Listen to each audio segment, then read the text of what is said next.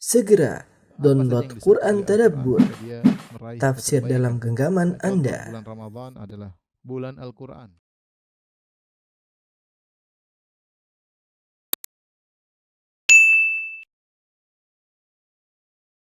Bismillahirrahmanirrahim. Assalamualaikum warahmatullahi wabarakatuh. Alhamdulillahi ala ihsanih wa syukru lahu ala taufiqihi wa amtinani wa asyhadu an la ilaha illallah wahdahu la syarika lahu ta'ziman li sya'nih wa asyhadu anna Muhammadan abduhu wa rasuluhu da'ila ridwani. Allahumma salli alaihi wa ala alihi wa ashabihi wa ikhwani. Ikhwan dan akhwat, Bapak dan Ibu-ibu di teladan yang dirahmati Allah Subhanahu wa taala. Kita lanjutkan pembahasan kita dari kitab Qawaid Qur'aniyah karya Profesor Dr. Umar Mukbil hafizahullah taala. Kita sampai pada kaidah yang ke-11. Yang kaidah tersebut diambil dari firman Allah Subhanahu wa taala dari surat Yunus ayat 77, wala yuflihu as-sahiru haitsu ata. Di mana Allah berfirman wala yuflihu as-sahiru haitsu ata. Artinya bahwasanya penyihir itu tidaklah beruntung haitsu ata, dari manapun dia datang.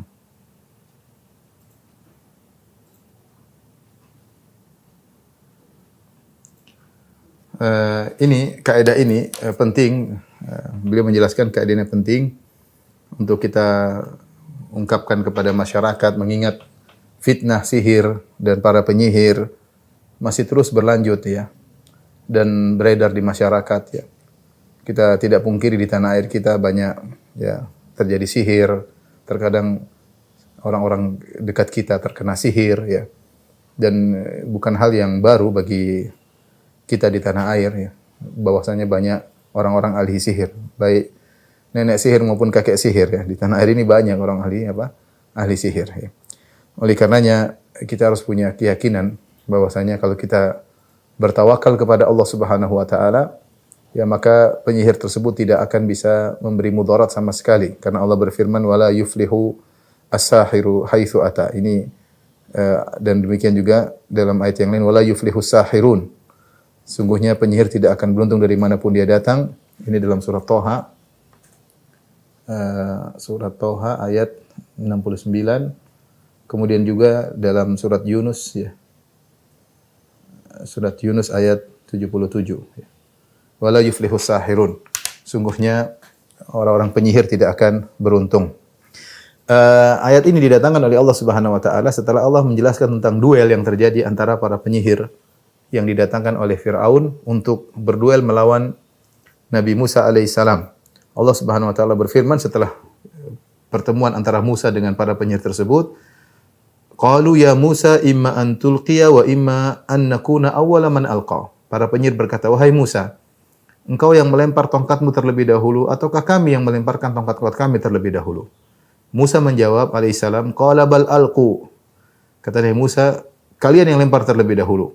Fa idza hibaluhum wa isiyuhum yukhayyalu ilaihi min sihrihim annaha tas'a. Maka tiba-tiba tali-tali yang mereka lemparkan dan tongkat-tongkat yang mereka lemparkan dikhayalkan kepada Musa karena sihir mereka seakan-akan benar-benar bergerak menjadi ular. Fa aujasa fi nafsihi khifatan Musa. Rupanya sihir tersebut berpengaruh kepada Nabi Musa, dihayalkan kepada Musa bahwasanya benar-benar tali-tali dan tongkat-tongkat yang dilemparkan oleh para penyihir benar-benar bergerak. Fa aujasa fi nafsihi khifatan Musa. Musa pun takut. Maka Allah berfirman, qulna la takhaf.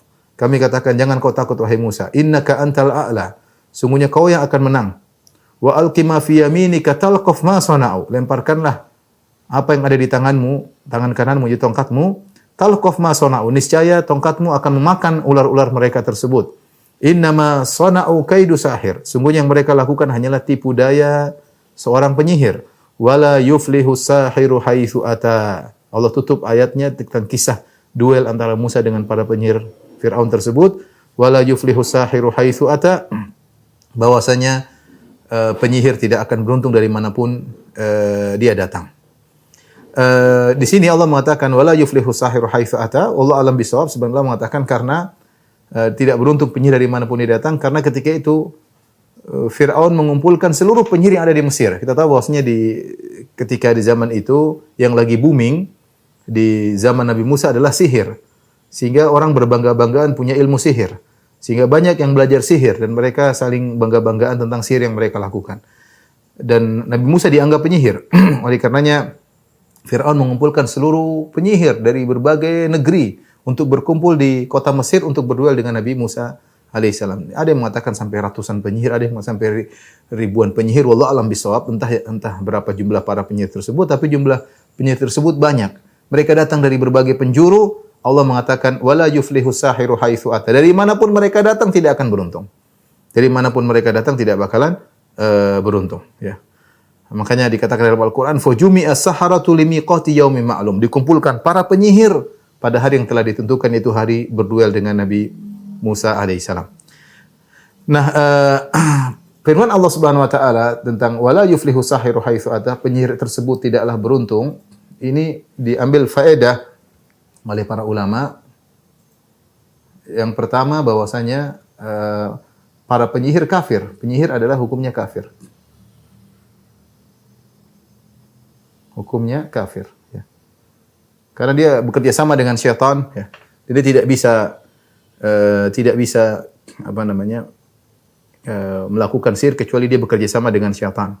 Dan terlalu banyak dalil menunjukkan bahwasanya penyihir itu kafir. Seperti firman Allah Subhanahu wa taala, "Wa ma kafara Sulaimanu walakinna syayatina kafaru yu'allimuna an-nasa as-sihra."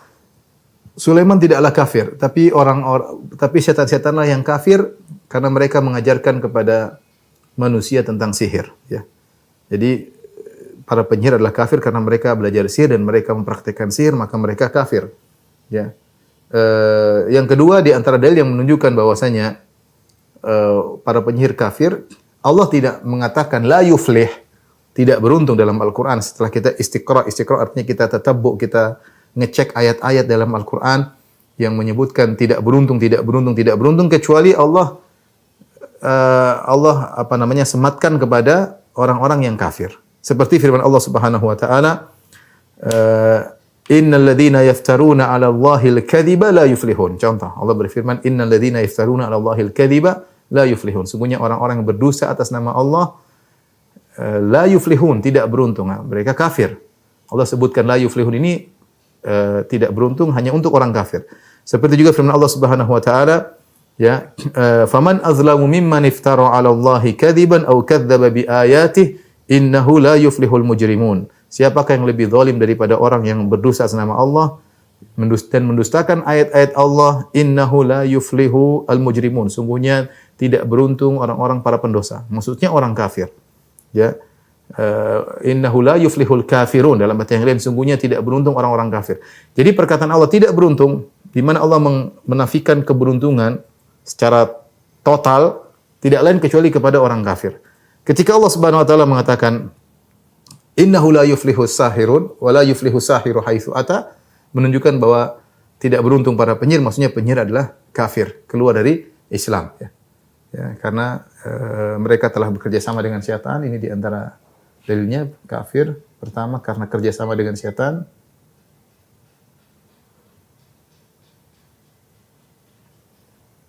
Kemudian yang kedua, Allah menafikan keberuntungan secara mutlak dari mereka.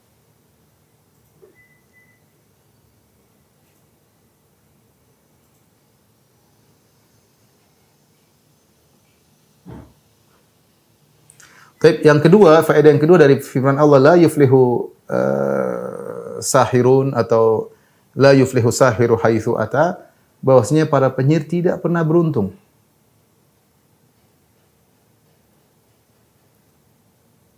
Tidak akan beruntung.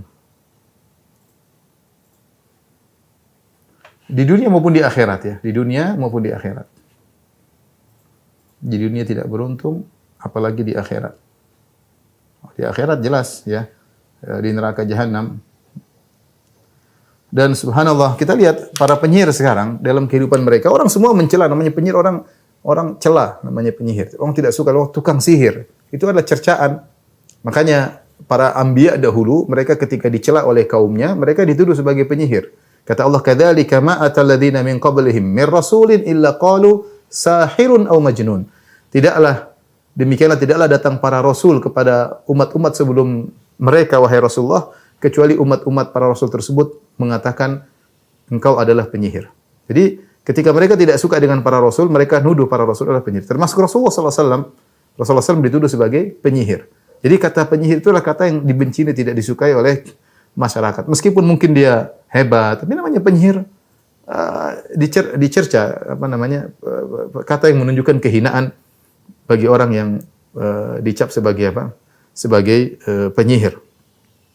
Di dunia saja mereka sudah tercela. Kemudian di dunia, lihatlah bagaimana kehidupan mereka. Kita lihat model penyihir yang ada sekarang di Indonesia aja, lihat model dukun, menyedihkan penampilan mereka ya.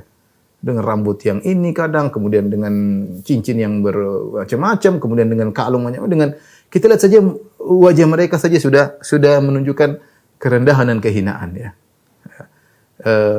Karena demikian dia suka dengan aura-aura syaitan ya, aura-aura jin, sehingga bekerja sama dengan ini, sehingga penampilannya sudah menunjukkan dia terhina. Kehidupannya sengsara ya.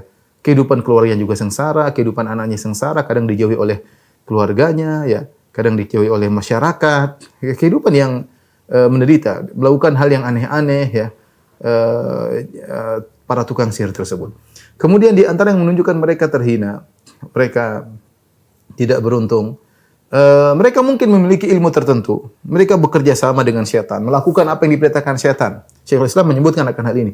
Mereka melakukan hal yang aneh-aneh yang syaitan perintahkan, tapi ujung-ujungnya ilmu mereka terbatas. Mereka tidak bisa lebih daripada hal tersebut, ya. Ya, mereka pinginnya bisa hebat sehebat-hebatnya, tidak mampu.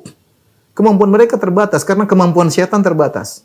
Padahal mereka sudah melakukan kesyirikan dengan berbagai macam kesyirikan, mereka melakukan kekufuran dengan berbagai macam kekufuran, terkadang menumbalkan ini, menumbalkan itu, terkadang keluarga ditumbalkan. Dengan berbagai macam kekufuran yang mereka lakukan, kemampuan mereka pun terbatas sehingga mereka tidak bisa melampaui apa yang mereka harapkan. Dan demikianlah, tidak ada sekarang kita lihat seorang penyihir. Coba pernah dengar dalam kehidupan kita penyihir bahagia, penyihir? Tidak ada. Tidak ada. Dia mungkin ditakuti oleh orang ya, karena atau didatangi oleh orang karena keperluan, orang ingin menyihir fulan ya. Ada keperluan duniawi sehingga datang kepada dia, tapi di sini hidupnya terhina. Hidupnya terhina itu di dunia. Betapa sering penyihir kalau dia tidak bertobat kepada Allah, hidupnya sengsara, meninggalnya sengsara, susah untuk meninggal dunia. Allah sudah hinakan dia di dunia sebelum di akhirat. Di akhirat jelas di neraka jahanam selama-lamanya. Nah, yang ketiga faedah yang penting untuk kita, wala yuflih sahiru haitsu ata, yaitu jika bertawakal kepada Allah,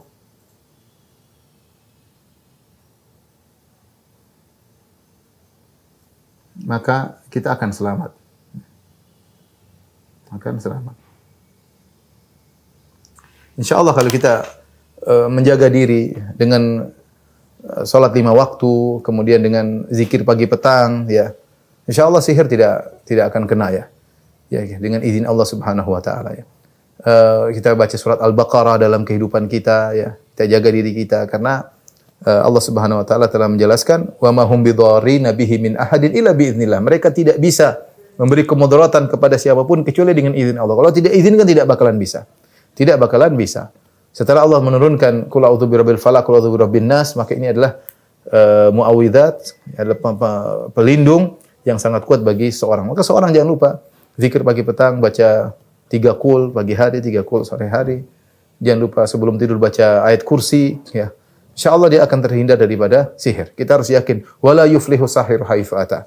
Sungguhnya orang penyihir tidak akan beruntung. Kalaupun qadarullah kita tidak inginkan, ternyata kita waliyadzubillah terkena sihir, kita lawan dengan ayat-ayat Allah, dan biasanya akan berbalik kepada para penyihir tersebut. Betapa banyak penyihir yang mati gara-gara dia menyihir orang yang beriman, kemudian dilawan dengan ruqyah sehingga akhirnya banyak di antara mereka yang meninggal dunia.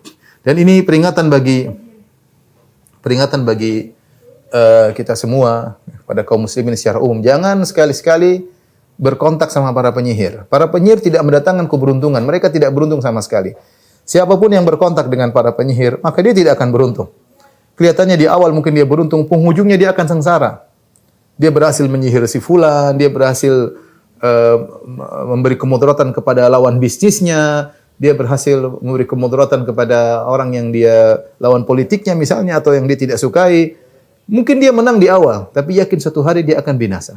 Dia akan sengsara karena dia telah berkontak langsung dengan seorang penyihir yang tidak ada keberuntungan pada penyihir itu sama sekali. Dan ini semua mengajarkan kepada kita untuk bertawakal kepada Allah Subhanahu wa taala. Biasanya orang datang ke tukang sihir orang yang imannya lemah. Imannya lemah karena jengkel, karena tidak bisa melakukan apa yang bisa dia lakukan, maka dia mengambil jalan pintas. Jalan pintasnya dengan ke tukang sihir, kakek sihir, nenek sihir, kemudian melakukan kerusakan di atas muka bumi. Ya. Oleh karenanya hukuman yang tepat kepada para penyihir adalah dibunuh. Ya. Dibunuh. Sebagaimana fatwa para sahabat. Umar bin Khattab radhiyallahu taala anhu pernah menulis perintah untuk membunuh para penyihir. Faqatalna sawahir dan saharah. Maka kata para sahabat kami pun membunuh para penyihir lelaki maupun para penyihir wanita ya. Karena kerusakan yang mereka lakukan banyak di atas muka bumi ini. Si fulan disantet, si fulan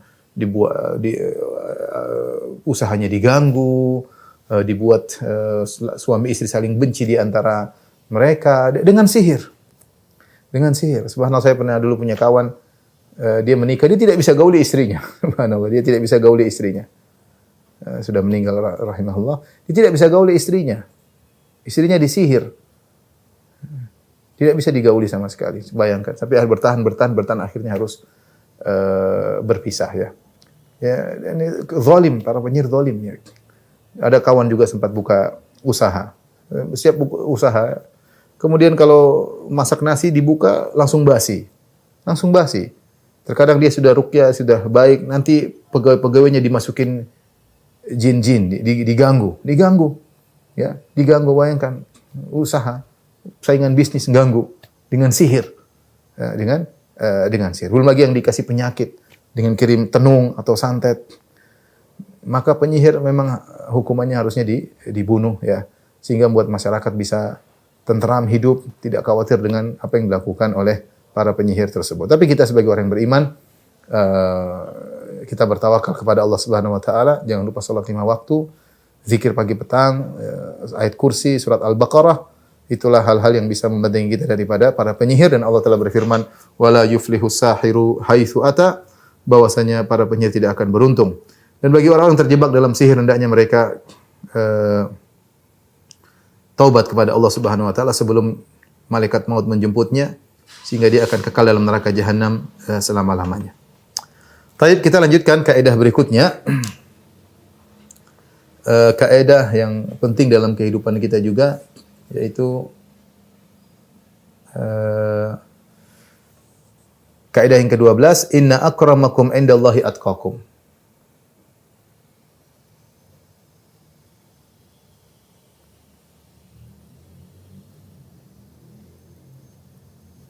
Yang artinya, sungguhnya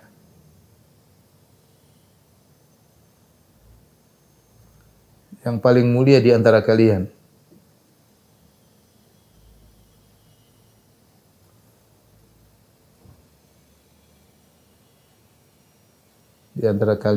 di sisi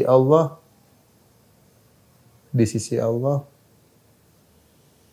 atqakum adalah yang paling bertakwa.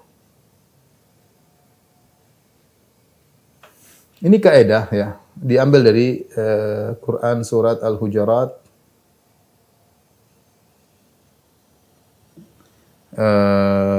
ayat 13. Yang memberi pelajaran kepada kita bahwasanya yang jadi barometer Allah dalam menilai seseorang adalah yang paling bertakwa ya. Allah Subhanahu wa taala dalam surat Al-Hujurat ya, Allah menyebutkan tentang adab-adab dalam surat Al-Hujurat, di antaranya larangan untuk menghina satu kaum kepada yang lain. Kata Allah Subhanahu wa taala, ya ayyuhalladzina amanu la yaskhar qaumun min qaumin asa an yakunu khairan minhum. Wahai orang yang beriman, janganlah sebagian kalian mengejek sebagian yang lain. Bisa jadi yang diejek lebih baik daripada yang mengejek. Wala nisaun min nisa'in asa an yakunna khairan minhunna. Dan janganlah sebagian wanita mengejek sebagian wanita yang lain, bisa jadi wanita yang diejek lebih baik daripada yang mengejek. Wala talmizu anfusakum wala tanabazu bil alqab. Jangan kalian mencibir yang lainnya, nyinyir yang lainnya. Wala tanabazu bil alqab, jangan beri gelaran-gelaran yang buruk ya. Bi'sal ismul fusuqu ba'dal iman wa ma lam yatubu fa ulaika humudz zalimun. Barang siapa yang tidak bertobat maka mereka orang yang zalim. Ya ayyuhalladzina amanu jtanibu katsiran minadh-dhanni inna ba'dadh-dhanni itsm wa la tajassasu wa la yaktab ba'dukum ba'dha. Wahai orang beriman, janganlah kalian mencari-cari kesalahan orang lain, jangan menggibah satu dengan yang lainnya. Ayuhibbu ahadukum an ya'kula ma akhihi maitan, apakah salah saudara kalian suka makan bangkai daging saudaranya? Wattaqullaha innallaha tawwabur rahim. Bertakwalah kepada Allah, sungguhnya Allah Maha menerima taubat dan Maha penyayang. Setelah itu baru Allah sebutkan ayat ini. Ya ayuhan nasu inna khalaqnakum min dzakarin wa untha. Wahai manusia sekalian, sungguhnya kami menciptakan kalian min dzakarin wa untha, dari lelaki dan wanita. Wa ja'alnakum syu'uban wa qabaila lita'arafu, dan kami jadikan kalian berbangsa-bangsa, bersuku-suku. Tujuannya lita'arafu, agar kalian saling mengenal. Setelah itu Allah mengatakan inna akramakum indallahi atqakum. Sungguhnya yang paling mulia di antara kalian, yang paling bertakwa di antara kalian. Jadi ayat ini datang setelah peringatan-peringatan dari Allah tentang adab. Jangan sampai salah, jangan saling mengejek, jangan saling menghina, jangan saling beri gelar buruk, jangan saling menggibah. Kenapa kebanyakan orang menjelekkan yang lain merasa dirinya tinggi? Kenapa si A menghina si B? Dia merasa lebih tinggi. Kenapa satu suku menghinakan suku, dia merasa dia lebih tinggi? Ya. Kenapa sebagian wanita mengejek yang lain, dia merasa lebih tinggi sehingga dia mengejek yang lainnya. Kenapa dia menggibah? Sebenarnya dia merasa dia bersih, yang satu banyak dosa, dia gibah. Kenapa dia mencibir? Karena dia merasa dia baik, yang satunya berhak untuk dicibir, dinyinyir. Ya. Kenapa dia beri gelar-gelar? Karena dia merasa dirinya bersih sehingga dia beri gelar buruk kepada saudaranya. Allah ingatkan, setelah Allah ingatkan larangan menghina, mengejek, menggibah, merendahkan, mencibir, Allah mengatakan ingat, yang paling bertakwa, yang paling mulia di sisi Allah adalah yang paling bertakwa. Bukan yang paling jago mencibir, bukan yang sukunya apa, bukan. Oleh karena Ibnu Taimiyah rahimahullah mengatakan, tidak ada dalam satu ayat pun, dalam hadis apapun, Allah memuji seseorang karena nasabnya. Dan tidak pernah Allah juga mencela seorang karena nasabnya, enggak ada. Enggak ada. Ya. Semua barometer, ya, perhatikan sini, barometer tentang ketakwaan, barometer tentang penilaian Allah, tidak ada nilai duniawi sama sekali. Perhatikan. Tidak ada barometer penilaian Allah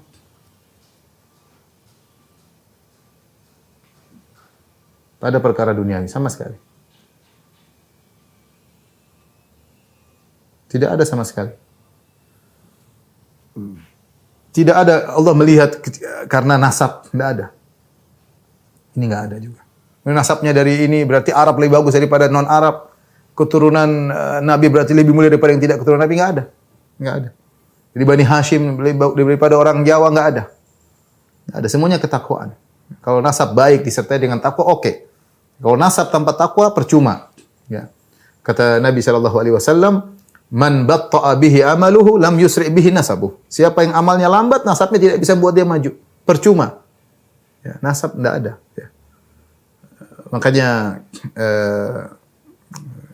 dalam seorang penyair berkata, laqad rafa'al Islamu Salman al-Farisi wa qad wada'a al-kufru an-nasiba Aba Lahabin.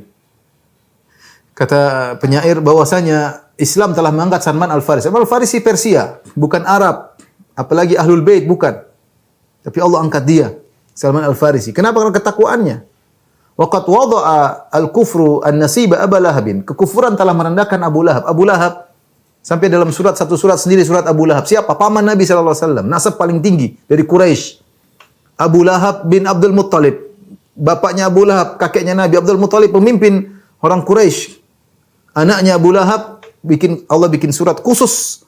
Allah menyebutkan surat khusus tentang Abu Lahab di neraka Jahannam. Tabbat yada Abi Lahabi wa tabb. Ya.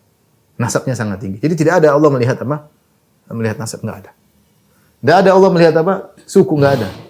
Ini karena dari suku ini, kemudian mulia. Ya, suku, enggak ada. Nabi SAW pernah bersabda, ya, la fadla lil Arabi 'alal ajami walal ajami 'alal Arabi illa bitaqwa. Ya. Tidak ada keutamaan orang Arab di atas orang Ajam, dan tidak ada keutamaan orang Ajam di atas orang Arab kecuali dengan takwa. Tidak ada dalam Islam. Allah tidak pernah melihat berarti kalau orang Arab lebih afdal daripada tidak Arab, tidak ada. Meskipun seorang berbangga dengan sukunya, berbangga dia keturunan Eropa kah, keturunan dia keturunan Arab kah, keturunan tidak ada. Allah mengatakan, Nabi mengatakan illa bi taqwa. Tidak ada dengan karena warna kulit, tidak ada. Islam anti rasis, tidak ada.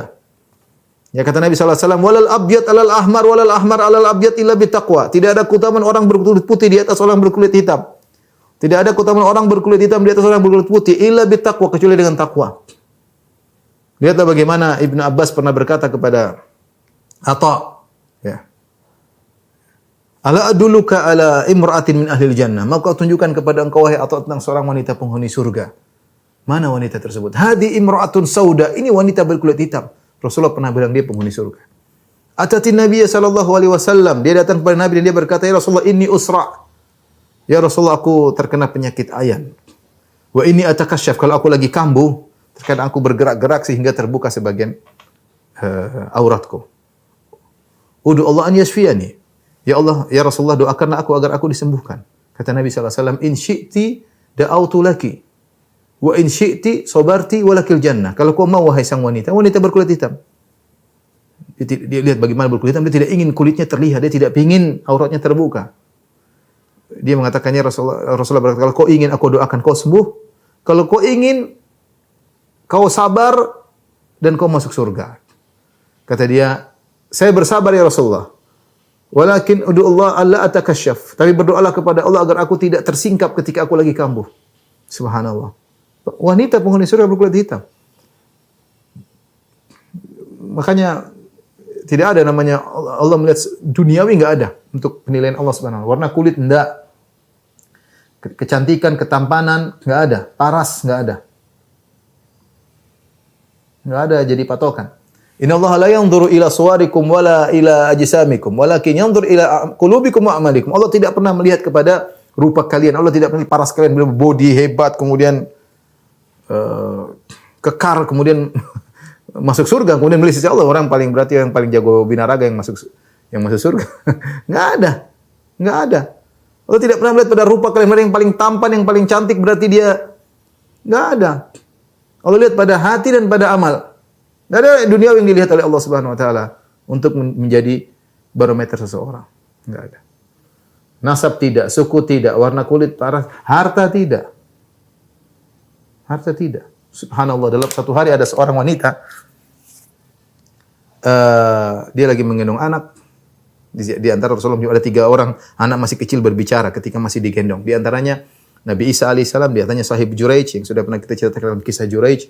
Di antaranya seorang anak digendong sama ibunya, tiba-tiba ada seorang kaya raya lewat. Kaya raya lewat ya.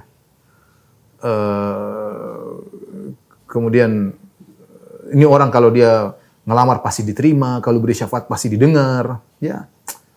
Orang kaya, nasab tinggi semua, duit banyak. Siapa ngelamar pasti diterima, ya. Maka ibu itu berdoa, ya Allah jadikanlah anakku seperti kata anaknya, enggak, saya enggak mau seperti itu ibu.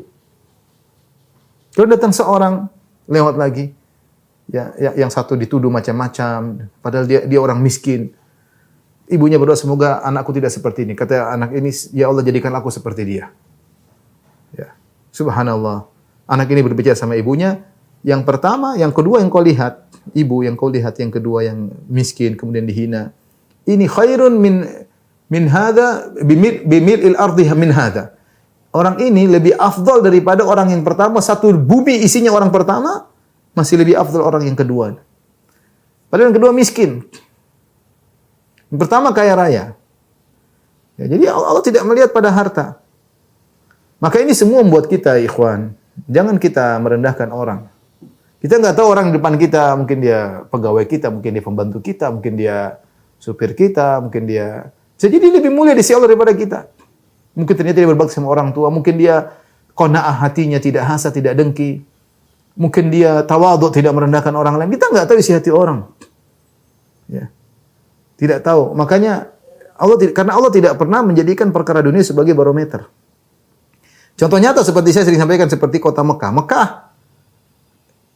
innaki la ahabbu ardillah ilallah. Mekah adalah kota yang paling dicintai oleh Allah Subhanahu wa taala. Kalau dunia apa yang ada di Mekah? Masih lebih indah Puncak Bogor. dengan taman-tamannya, dengan indahnya, dengan hawanya. Mekah apa Mekah? Batu-batu gersang, nggak ada apa-apa. Tapi dia adalah kota yang paling dicintai Allah. Kenapa? Bukan karena duniawinya, bukan karena keindahannya, tapi karena situ ada Ka'bah. Orang beribadah di situ. Orang mengagungkan Allah di situ. Ini contoh, bahkan dalam tempat saja yang Allah nilai adalah masalah ketakwaan. Kalau dibilang paling dicintai oleh Allah adalah kota yang paling indah, ya Mekah nggak ada nilainya. Puncak Bogor lebih indah daripada kota Mekah. Kita hidup sekarang ini perlu kaidah ini, perlu untuk kita renungkan agar kita tidak sombong. Kita hidup sekarang di zaman orang nilai dengan materi. Kita nggak usah, kita sendiri lihat orang ini kaya kita hormat, kaya kita rendahkan. Saya nggak usah bicara orang lain. Saya sendiri sering terjebak dengan seperti itu. Nah, kita kadang nilai zahirnya orang kaya, zahirnya kita hormati. Ya. Subhanallah, Imam Ahmad rahimahullah, di antara biografi beliau, orang miskin paling bahagia duduk di majelis Imam Ahmad. Karena orang miskin benar-benar dihargai oleh Imam Ahmad. Orang miskin dengan kata Nabi sallallahu alaihi wasallam, "Innama tunsaruna bi du'afaikum." Sungguhnya kalian ditolong Allah dengan orang-orang lemah di antara kalian. Bi ikhlasihim wa du'aihim, dengan ikhlasnya mereka, dengan doa mereka. Orang miskin apa sih? Ya. Tulus berdoa. Ini kita yang punya duit ini kadang-kadang pikiran macam-macam ini macam-macam. Jadi orang kalau sudah duduk orang miskin di majelis Imam Ahmad, dia paling bahagia. Sementara kita zaman sekarang kita nilai adalah orang yang paling kaya yang kita hormati, orang yang miskin tidak kita hargai ketika berbicara dengan dia. Harusnya kita bagaimana menjadikan siapapun depan kita, kita nggak tahu siapa yang lebih mulia di sisi Allah Subhanahu wa taala. Yang kita lihat casingnya, jangan kita lihat penampilannya. Kita nggak pernah tahu. Ya. Makanya ikhwan dan akhwat yang rahmatillah Subhanahu wa taala, jangan terpedaya dengan perkara duniawi. Allah tidak pernah menjadikan perkara duniawi sebagai barometer kemuliaan di sisi Allah Subhanahu wa taala. Allah telah bikin kaidah, inna akramakum indallahi atqakum. Yang paling mulia di sisi Allah yang paling bertakwa. Kalau Anda kaya dan Anda bertakwa dengan kekayaan Anda akan mulia di sisi Allah. Yang penting kaya, yang penting Anda dekat dengan Allah dengan kekayaan Anda. Kalau Anda memiliki kedudukan, jabatan, Anda menjadi dekat dengan Allah jabatan tersebut, hebat. Ini yang dicari. Anda menjadi lebih bertakwa kepada Allah dengan jabatan Anda. Anda ada di keturunan orang terpandang, nasab Anda tinggi, Anda bertakwa kepada Allah dengan itu, menjadikan semakin bertakwa, nah itu yang dicari. Karena dunia murni tidak pernah menjadi dilirik oleh Allah sama sekali, tidak pernah. Innallaha la yanzuru ila suwarikum wal ajsamikum. Allah tidak pernah melihat pada rupa kalian, para sekalian. Allah lihat pada amal kalian. Demikian juga para ibu-ibu, hati-hati, jangan terpedaya dengan tas paling bagus lah, jam paling bagus lah. Ya akhirnya kita punya jam bagus, punya tas bagus, malah merusak hati kita, menjadi kita semakin hancur di sisi Allah. Betapa banyak orang menjadi sombong dengan mobilnya paling bagus lah, dengan jamnya paling bagus, tasnya paling bagus, rumahnya paling bagus, dia malah rusak hatinya, angkuh, merendahkan yang lain, dia hancur. Meskipun dia dihormati oleh banyak orang, tapi dia hancur di depan Allah Subhanahu wa taala. Karena duniawi yang telah menggerogoti hatinya. Lihatlah bagaimana Nabi sallallahu alaihi wasallam, ya. Sikap dia terhadap tidak membeda-bedakan satu dengan yang lainnya. Bahkan Rasulullah SAW terkadang mengedepankan orang berkulit hitam, budak, dimuliakan oleh Nabi sallallahu alaihi wasallam. Lihatlah Bilal. Siapa Bilal? Budak Habasyi, kulit hitam, pernah disiksa di Mekah. Ketika Fatu Makkah, Rasulullah SAW berhasil menaklukkan kota Mekah. Bilal disuruh naik di atas Ka'bah azan. Subhanallah. Apa nggak ada yang bisa azan? Bisa, tapi Bilal, sang hamba sahaya berkulit hitam, naik di atas Ka'bah mengumandangkan azan. Dilihat oleh kaum muslimin. Radhiyallahu ta'ala anhu. Lihat ketika Nabi SAW pernah ketika Fatu Makkah, Rasulullah SAW masuk ke Ka'bah untuk sholat di situ. Zaman sekarang siapa yang bisa masuk Ka'bah? Mungkin kita antum presiden baru bisa masuk Ka'bah. Kalau jadi pegawai aja ya, jadi bos aja belum tentu bisa masuk Ka'bah. Hanya orang spesial yang bisa masuk Ka'bah. Ya, masalah dan mudarat kita ya, namanya juga zaman sekarang. Zaman Nabi SAW ketika Nabi masuk Ka'bah, di samping Nabi ada orang-orang hebat, ada Abu Bakar, ada Umar, ada orang-orang, banyak orang ya. Ada orang-orang Quraisy, ada yang bernasab tinggi, ada Bani Hashim. Ada Ibnu Abbas ya, ada Al-Abbas bin Abdul Muttalib, orang-orang hebat. Ada orang baru masuk Islam dari Abu Sufyan yang pimpin Quraisy. Tapi siapa yang masuk Ka'bah sih? Yang masuk Ka'bah ternyata Nabi Shallallahu alaihi wasallam, kemudian Bilal, Habasyi, Usama bin Zaid. Yang keempat adalah Utsman bin Talha. Utsman bin Talha kan dia yang megang kunci. Selain Utsman bin Talha Quraisy. Ya. Selain Utsman bin Talha siapa? Nabi SAW, Bilal, berkulit hitam, dan Usama bin Zaid. Tapi siapa Usama bin Zaid? Usama bin Zaid, bapaknya Zaid bin Harithah dulu budak. Usama berkulit hitam. Usama bin Zaid. Lihat, yang masuk Ka'bah ini Nabi. Yang masuk Ka'bah Nabi, Bilal, dan Usama bin Zaid. Demikian juga ketika Nabi SAW haji wada, ketika Rasulullah SAW meninggalkan Padang Arafah, menuju ke Muzdalifah, orang lepas dari Padang Arafah, Nabi menjadi pusat perhatian. Nabi SAW berdoa ketika di Padang Arafah di atas onta beliau, berdoa kepada Allah Subhanahu Wa Taala. Kemudian ketika Nabi meninggalkan Padang Arafah, matahari terbenam menuju ke Muzdalifah, semua orang perhatian sama Nabi. Siapa yang digonceng oleh Nabi SAW? Yang digonceng oleh Nabi Usama bin Zaid, bekas budak berkulit hitam. Ayahnya dulu budak, dianya berkulit hitam. Dibonceng oleh Nabi Shallallahu Alaihi Wasallam, kehormatan di sisi Nabi Shallallahu Alaihi Wasallam, dan semua dilihat oleh para sahabat. Ya, karena perendahan terhadap nasab adalah tradisi jahiliyah. Rasulullah SAW mengatakan, ya, 4 perkara jahiliyah yang tidak pernah hilang dari umatku, di antaranya at-ta'anu fil ansab, fakhru bil ahsab, mencela nasab orang, mencela suku orang, bangga dengan kedudukannya. Itu sampai sekarang jahiliyah. Suku ini apa ini, jahiliyah. Ya akhi, yang dinilai oleh Allah bukan duniawi, yang dinilai oleh Allah adalah ketakwaan seseorang. Lihatlah Ali bin Husain bin Ali bin Abi Thalib, yang dikenal Zainal Abidin, cucu-cucunya Nabi SAW. Ali bin Husain, anaknya Al-Husain namanya Ali bin Husain bin Ali bin Abi Thalib, dikenal dengan Zainal Abidin. Ketika dia masuk di Masjid Nabawi, banyak halakah-halakah ya yang dibuat oleh orang-orang Quraisy. Tapi dia datang kepada halakahnya Zaid bin Aslam.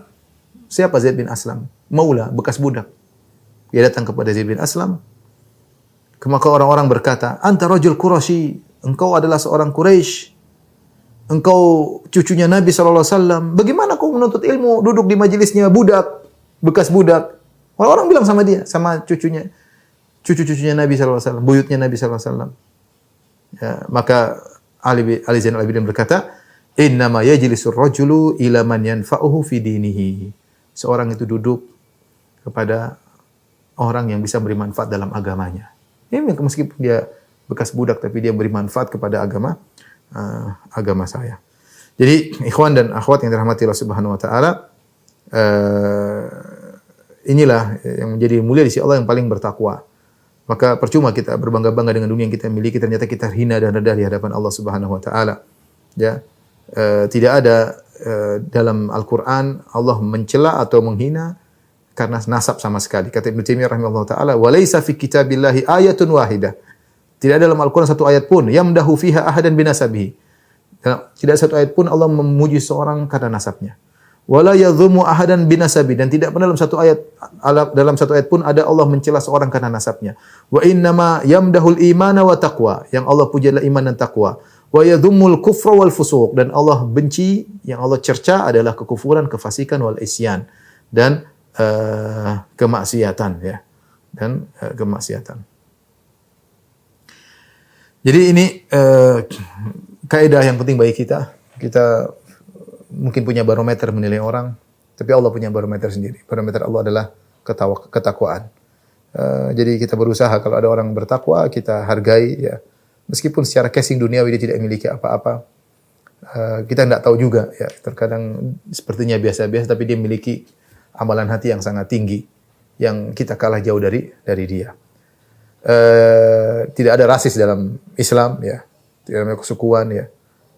Bahwasanya suku ini lebih baik daripada suku ini, kemudian warna kulit ini lebih baik daripada warna kulit ini, tidak ada, ya. Yang jadi patokan dan Allah sangat mudah, inna akramakum indallahi atqakum, yang paling mulia di sisi Allah, yang paling bertakwa di antara kalian. Demikian saja Pak Indra dan juga kawan-kawan yang saya sampaikan, kurang lebih saya mohon maaf. Insyaallah kita lanjutkan pada kesempatan yang lain. Wabillahi taufiq wal hidayah. Assalamualaikum warahmatullahi wabarakatuh.